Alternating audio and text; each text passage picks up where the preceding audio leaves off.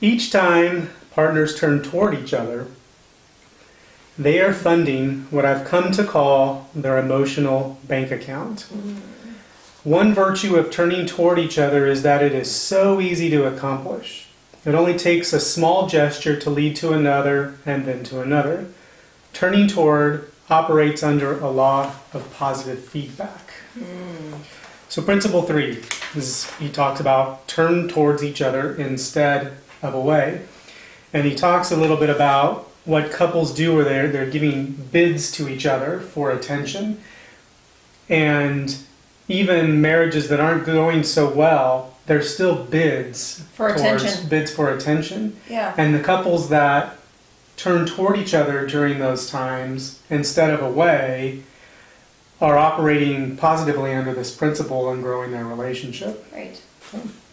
The one thing that's interesting, I really love this principle in this chapter. It's and in big. fact, what's interesting about reading it, you and I both commented on this, Similarly. is that we've read this before, and I thought what was interesting is that I first read this book in 2008, long before we even considered divorce, right? Yeah. But I distinctly remember this chapter, and what came to mind was the fact that I think that really being great at operating under this principle takes a high EQ of emotional intelligence, because looking back on it, I remember that was 10 years ago, and this chapter, although I know it made some sense, fell on deaf ears because I hadn't grown my emotional intelligence yet. Right, and so we talked about this before we started this video, and we believe there's a bit of a pause to some of this content, and really understanding and being able to apply what Gottman's talking about in this book, because it wasn't until we both worked on our individual emotional intelligence that we were able to be successful in a chapter like this. Right, Right? And I started just thinking, maybe if you go through that 7-week appreciation thing from Principle 2, maybe that's, Maybe that helps. Maybe that helps. But it's going to take you 7 weeks, yeah, right? Just read this book. But I do. I love this principle, but I feel like it should be more like Principle 7 than Principle 3, because there is a lot of self-work in here. Well, there's self-work that's necessary to be Right. successful in here. Right. And that is the part where, clearly we're huge Gottman fans, but I would say that I believe there's a piece that's missing prior to diving into work like this, and it is emotional intelligence. Right. It is the ability to have self-control and self-awareness, right? Yeah, totally. I'm going to be quoting a lot from this chapter because it's good. Really good. He says the first step in turning toward each other is simply to be aware of how crucial these mini moments are. Being aware of these mini moments, not only to your marriage's trust level, but to its ongoing sense of romance. For many couples, just realizing that they shouldn't take their everyday interactions for granted makes an enormous difference in their relationship. And I wrote here in the margin here, I said, I would miss these. So non-emotional intelligent Lance missed these. And so that's why I think like there's a lot of self-work before you can really notice all of these little bids towards turning to each other. And he talks about missed bids. This is going to be proving our point more when we're talking about emotional intelligence. He says missing a bid because it's wrapped in anger or other negative emotion. So like there could be a bid that's missed because one person in the relationship would be like, would it ever occur to you to clear the table? And so although that's not an emotionally intelligent bid, Gottman says that's still a bid. And if the other person in the relationship has no emotional intelligence, they're going to be fired up because that's a harsh start that he talks about earlier in the book. Right. And so he says if one person's emotionally intelligent would say, oh, yeah, okay, yeah, you're right, I should have cleared the table. but that takes emotional intelligence. It takes two people, you're right. You have the one person triggering off with a low emotional intelligence, and then one that does have high emotional intelligence can diffuse, right? Yeah. That moment. But if you have two people that haven't taken the time in their journey to explore and strengthen their emotional intelligence, you have a very difficult time navigating this principle. Yeah, and here's the other missed bit. He's being distracted by the wired world. This is actually I think it's a newer section in the book, because we have the old version. We're reading from the new version, but we have the old one, where he talks about being distracted by Facebook and all of those things. And we all know this as a problem. I mean, it's very true. But we're actually studying through Brian Johnson digital addiction. Yeah, all of those electronic devices have gotten us used to having our concentration and focus interrupted. Yeah. This culture of distraction doesn't benefit intimate relationships, which require the very opposite, the habit of being aware. So awareness is consciousness, emotional intelligence, all of those things. Right? And I want to touch on, I feel like I've said this on every single video, but it really is that important. Many habits. Our lives are made up of the things that we choose to do on a consistent basis. And and this was us actually, it was like, let's plan for the overnight getaway. And then we were like holding on to this overnight getaway, and that was going to be the recharge of our relationship. No, yeah. Right? And what is it now? Like, when was the last time we actually went on an overnight getaway? And we are proponents of overnight getaways. But sure.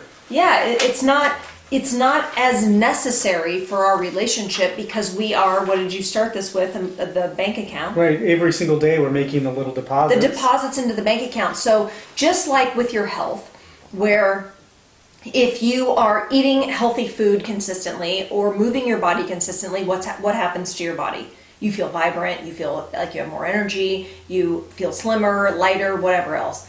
Same thing with your business. If you're doing daily lead generation or daily outreach, whatever it may be, working on your business daily, what do you have? A successful business. Yeah, and the opposite. It made me the health thing. You can't just go out and run a marathon tomorrow. You're going to feel like crap after that. Right? You won't make it. Actually, you won't make it. So you've got to every single day do little bits in order to build up to the fact that you can run a marathon. Right, and marriage is exactly the same. So the notion of we need to be able to have this honeymoon experience, and it's going to be fireworks and all this intensity, passion, that comes from these daily deposits. Yep, and he says right here, many people think that the secret to reconnecting with their partner is a vacation by the sea. Ooh, good. But a romantic outing only turns up the heat if a couple has kept the pilot light burning by staying in touch in the little ways. So the habits are the pilot light. Yeah, oh yeah, right? Yeah, keep it going. So it's a great principle, and there's this whole section. I like a lot of it's built around, again, like the gratitude generating appreciation as part of those bids, by turning toward each other. Exercise 2, though, had us talking a bit about the stress-reducing conversation, where allowing the partner to sort of vent and what have you, and just being a listener. I thought about men, for example, are always trying to fix things, when their partner's coming to them to vent, but it's really about just active listening. So this is where Gottman actually brings in active listening as a tool. Yeah. Is in these conversations that he calls the stress-reducing conversation. But I also know that, one of the things he says in here, because he says sometimes couples have a hard time communicating with each other when things are really bad or when things aren't really very good. Yeah, we all shut down. It's programming. Right, exactly. Childhood programming, which again is a lot of you work to get to a place of emotional intelligence with this. But I did like what he said here, but this again comes with already working on the marriage. He says experiences that generate the most negative emotions also have the capacity to build the strongest bonds. And I remember when you were going through a real tough time in one of your businesses, that had our relationship, had we not worked on this emotional intelligence and working on our relationship, that could have tore us apart. But instead, you and I came through that as a victory. I mean, we drew closer to that. In fact, through that challenge, extreme challenge, we were able to get our values and our mission and our horizontal outlook on our relationship, into play. Are all written down. I've had some pretty major business challenges. I just have, and the one that I know that you're talking about was a betrayal of some, friends that I had for many years, and It was one of the most painful things I'd ever been through. And the interesting thing about it is that not only did it bring you and I closer, it made me genuinely and deeply appreciate the friendships that I have today. So if you are still my friend, know that you're a good one, because I had to do a big cleanup at that point. And number 3, when you just said the whole values thing, that experience where, we look at these times in our lives where it's like heavy and really hard and emotional, and we're like almost in a depression. What is that? The phoenix, that rises from the ashes. I think about what changed from that one betrayal, that one really hard time. We changed so many values. Oh, absolutely. It was one of the pivotal points that got us to where we are today. And I remember going through that with you, that not for a moment did I worried more about you. I cared about what was happening with it you hurt versus, so bad. it was one of the worst pains I've been through. Right. Yeah. So he gives a lot of points on how to create some of this active listening. I know some of this, again, I don't like some of his examples in here. I just don't. I don't. I feel like maybe he is speaking to low emotionally intelligent people, but he has, this section about where this guy's having a hard time at work. Somebody's... this one's bad. Yeah. Yes. He talks about somebody who's talking bad about him at work, and then the wife chimes in, and then she's like, yeah, screw that woman, right? Right. So he says, don't criticize, in that example where he says, well, so-and-so is talking bad to me about work, and he got upset about it, and the wife says, well, I think this is another example of you flying off the handle and overreacting. It's criticizing. Clearly that's a big don't. Yeah. But he says the do is, wow, she can make anyone become paranoid. I'm sorry she's putting you through this. I'd like to get even with her. I get he's trying to do this. That's low intelligence. Right. That's low emotional he's trying to do this intelligence. us versus them, which is, I get it. He's trying to show that you're on the same team, but I think that there's a different way, of doing it, which would be more in a gentler fashion. You can shift perspective on. I don't even know if it's gentle. I don't even know if it's gentle. I think it's high emotional intelligence. Right. It's looking at, and here's where emotional intelligence comes in for me, where it's that programming of the cleanup of your childhood baggage.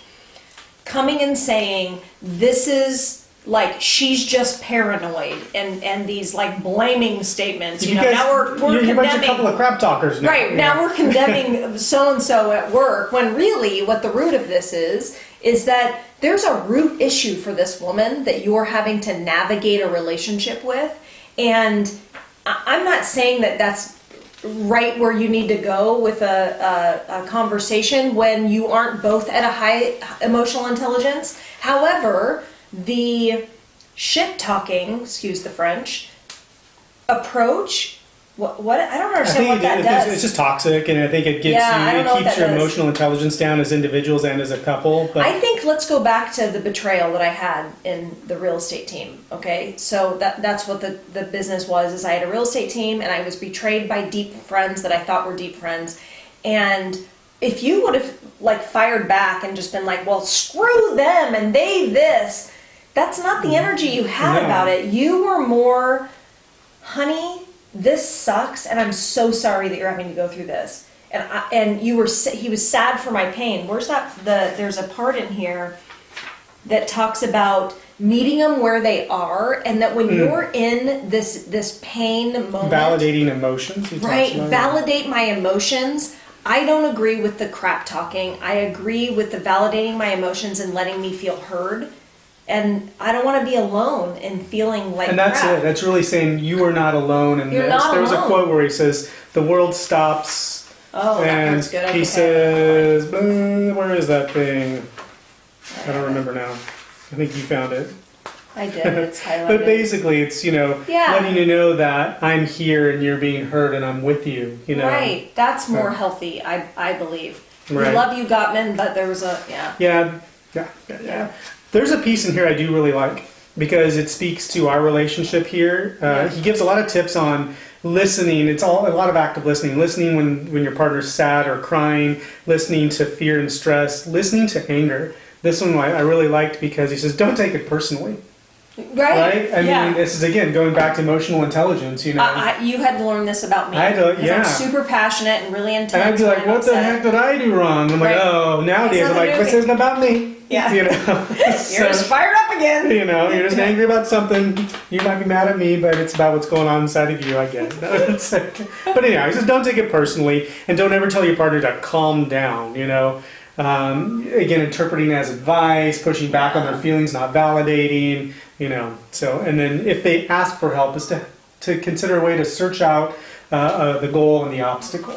And I will say, when someone asks for help, and this is like a coaching tip, an important thing to do instead of like fire hose information at them is ask them questions like, what do you really want? Or what is really triggering you? Or, you know, ask questions instead of dishing out the... Right. We have a chicken clucking. You keep talking and No, it's then you good. shut the We're window. done. Yeah, Okay, don't cool. leave. Yeah. Don't leave. Okay. Well, so Yeah, that's this is good. That's principle 3, and next we're going to go into principle 4, which is let your partner influence you. And the crosshairs are right on the dudes in this one. So, wives, if you're watching this, the next principle you should have your husbands listen to the next one. So.